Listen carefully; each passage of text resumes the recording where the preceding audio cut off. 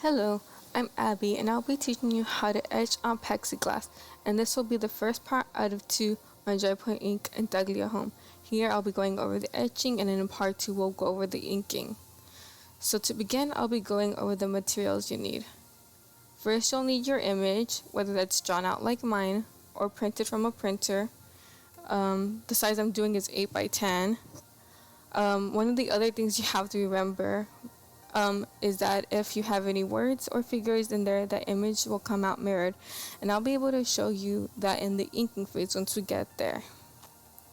You want to make sure that your words are already mirrored, such as if they're on the left, draw them on the right, vice versa. Words should be written in reverse before you go on to printing.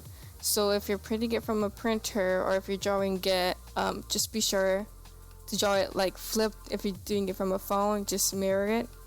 So instead of from right to left to right, whichever way it goes. But I'm just going to leave mine as is. It's just a couple of items I put together at home. Now I'll be going over what materials you'll need. So you already have your image. Okay, and this is the plexiglass. This is how they look. They're just clear, transparent, so you'll be able to use. And here is a scribe that you'll be using to etch. The scribe can come in different forms. The one I have came with the sculpting set, but there's also wooden ones. This one's a metal one. But you can basically use anything that has a sharp pointer, such as needles or pushpin. Something safe, yeah. As long as you don't cut yourself with it, and as long as it gives you movement around. As long as it works, you can use it. But if you want something more conveniently, I definitely go with the scribe.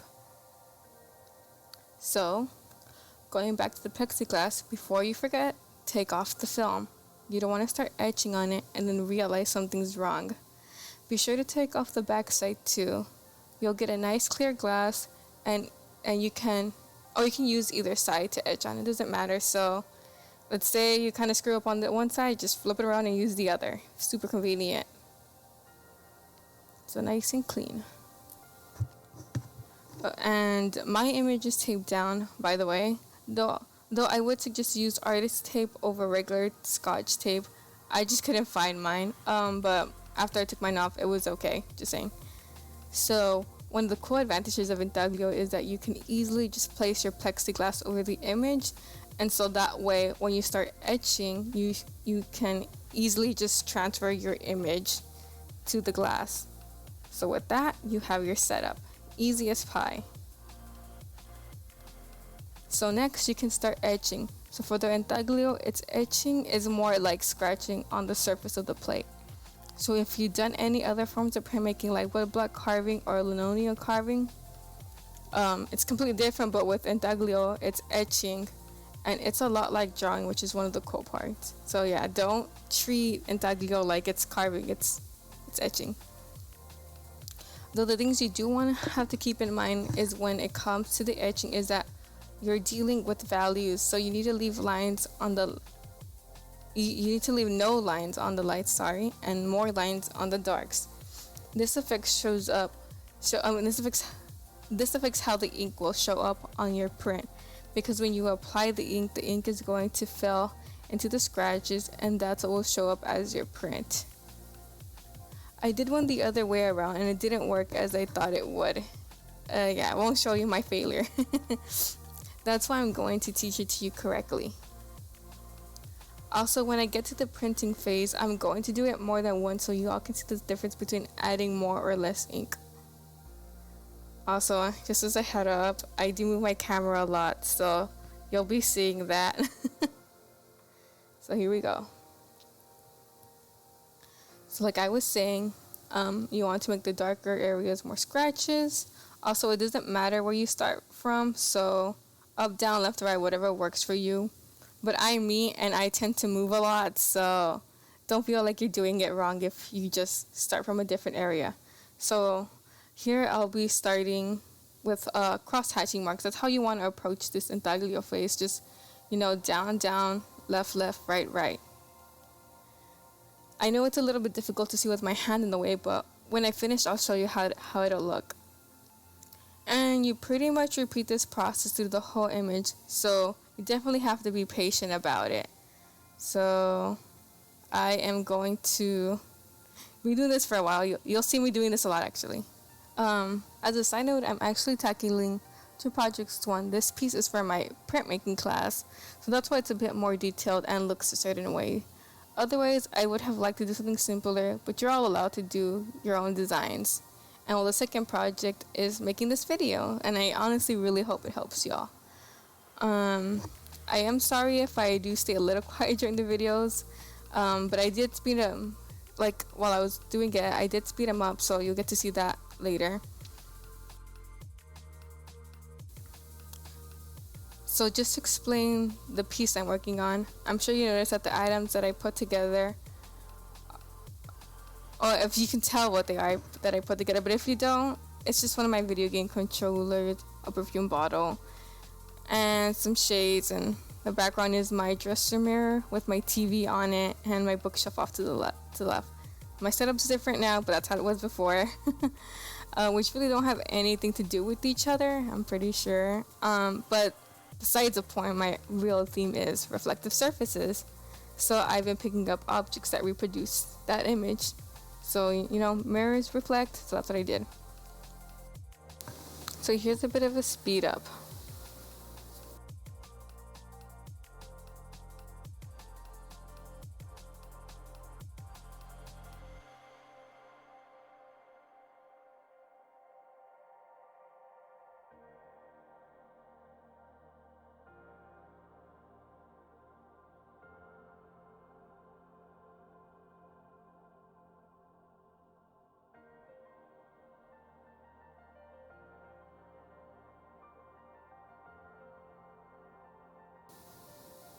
Okay, so anyways, going back to the etching, some dust will start to pile up on the glass, but you can easily brush it off.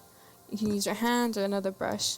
Right now I'm just trying to scratch into my glass as much as I can, get all the way into the edges as well. And I'm sure you noticed, but I am etching out the darker areas first, since it will help me figure out areas that need more or less scratches. So like I've mentioned, if it helps, you could work on the darker areas first and then you move on to the lighter parts, and I'll teach how to do that when I get there.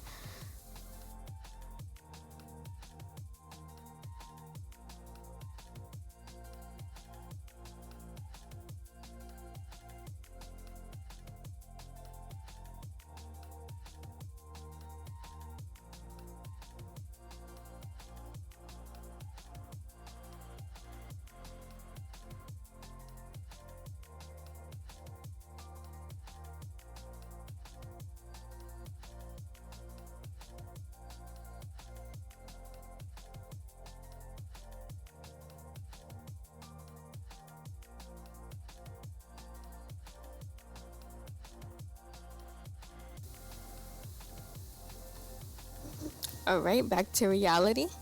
So I haven't mentioned the scratching noise.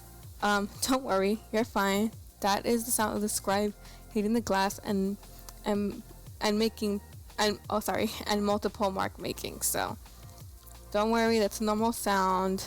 So depending on your design, you probably want to stop working on that one area and move to another. I'll more than likely move around in mine and rework areas as well. Since the part I'm working on is particularly dark. If you haven't yet, take a feel of the surface. It should be rough.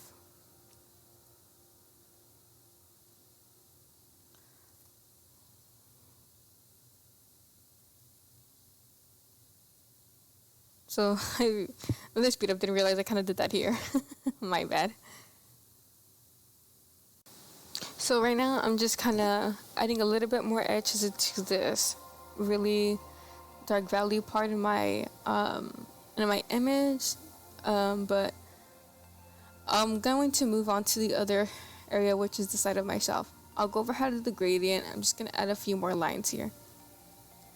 So you'll see me do that, and knowing myself, I over focus on these things a little bit too much. So I'll be a little quiet here.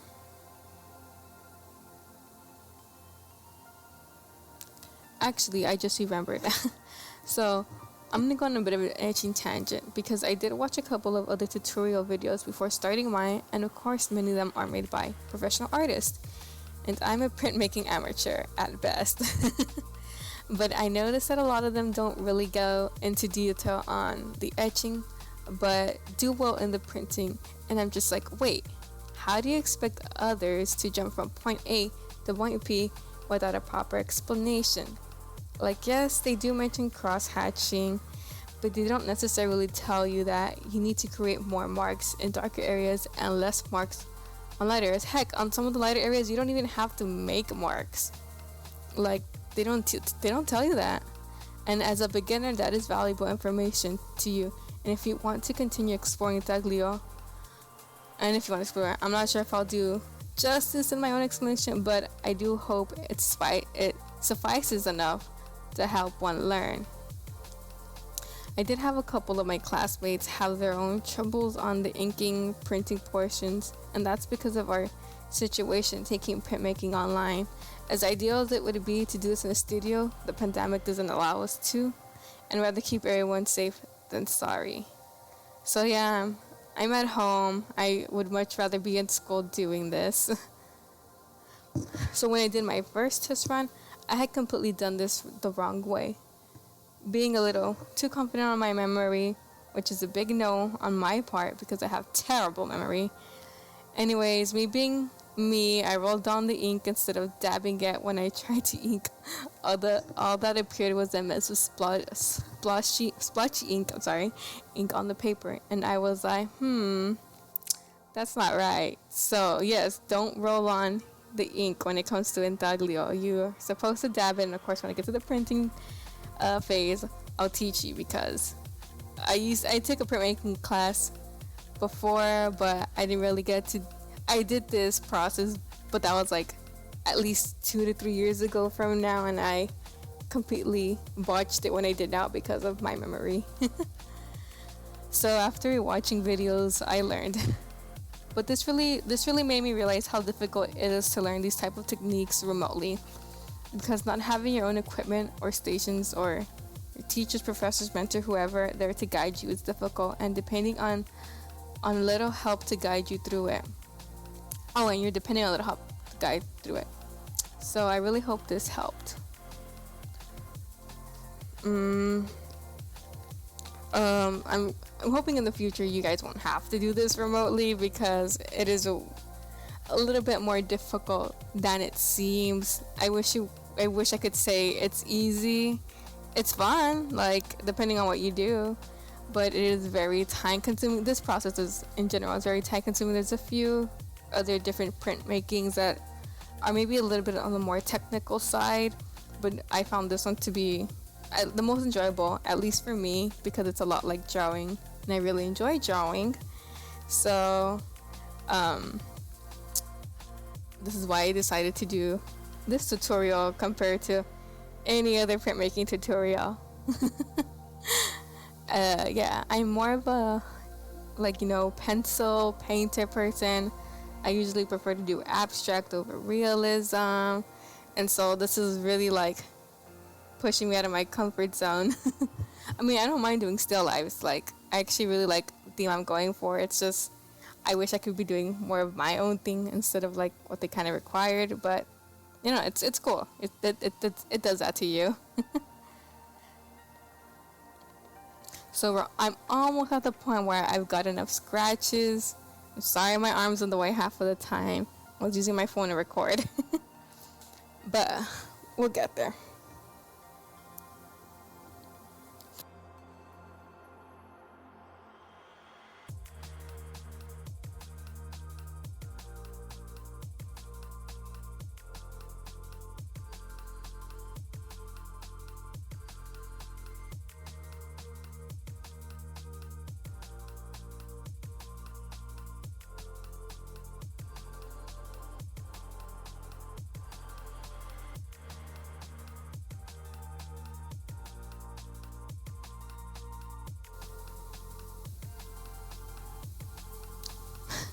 more camera movement.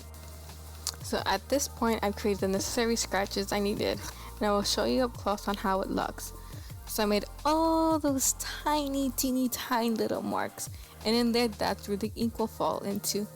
And so when moving on to creating the gradient, you want to leave your scratches spaced out a bit more. Since the tone here is more of a neutral gray, I'm still going to be creating upward scratches while keeping the strokes apart. So vertical, up, and then later on I'll be adding horizontal ones. And I'll be changing the camera angle again because I'm going to be demonstrating how to mark and make this gradient.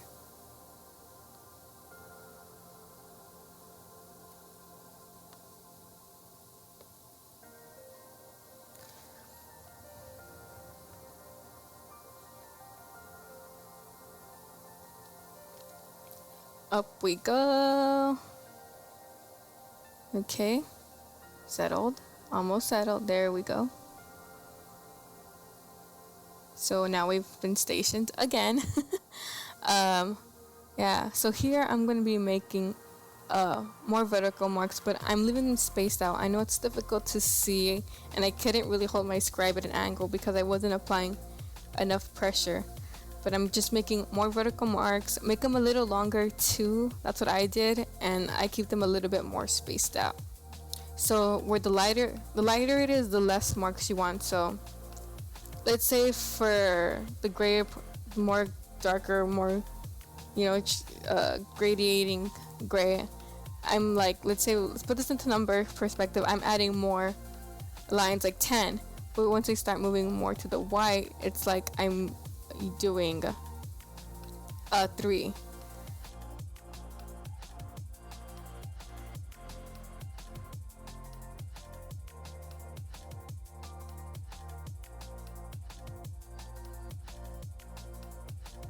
Okay, so I've added enough scratches for my darker areas and left my lighter areas with the minimal scratches.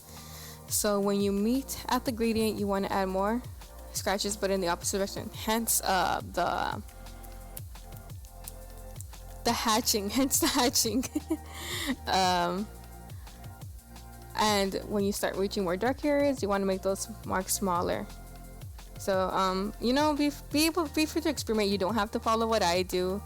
It's just, this is the method that has worked best for me. So feel free to be creative.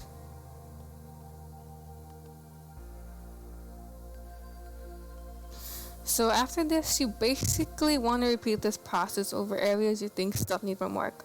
I also realized I hadn't gone over how to do the lighter spots, where the light source is much brighter than the rest of the image. So let's talk about that. Or at least, like I said, I recorded this first, and then I read my script afterwards, and I didn't put enough timestamps, but it's my first time kind of doing one of these. So I guess here I'm doing more mark making, more towards the gradient. I can't wait to show you this, when it's printed, because it is really cool. I like the outcome. To me, it feels very successful, very satisfying.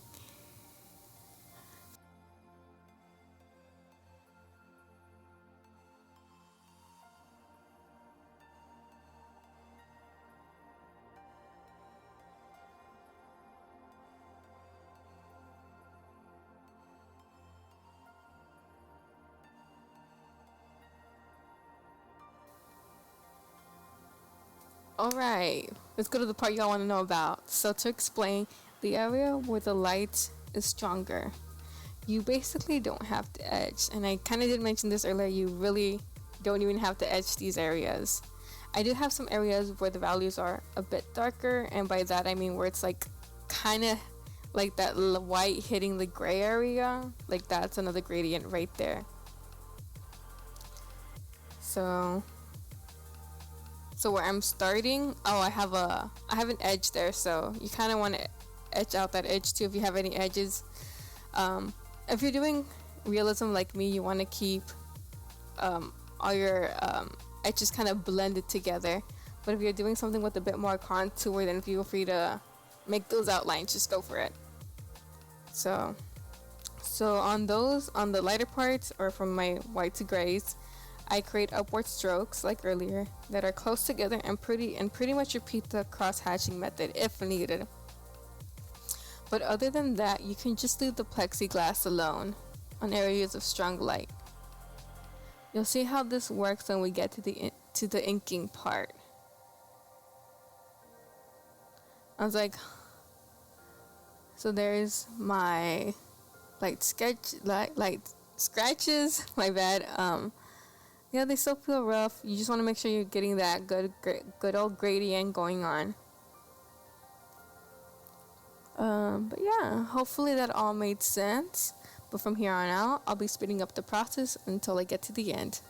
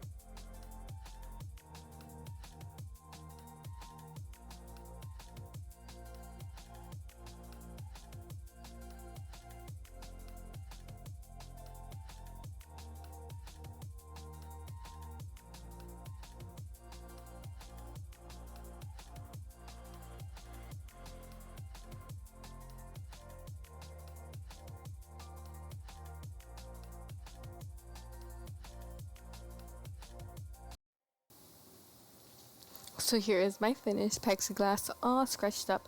I can even align it up to my own drawing. So here, that's it is. It's pretty accurate. If yeah, just to double check. But while you're doing it, I'm pretty sure you know.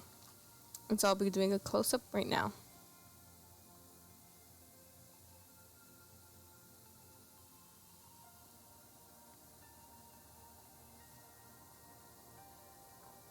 So going on to the next part, I'll go over how to ink and print.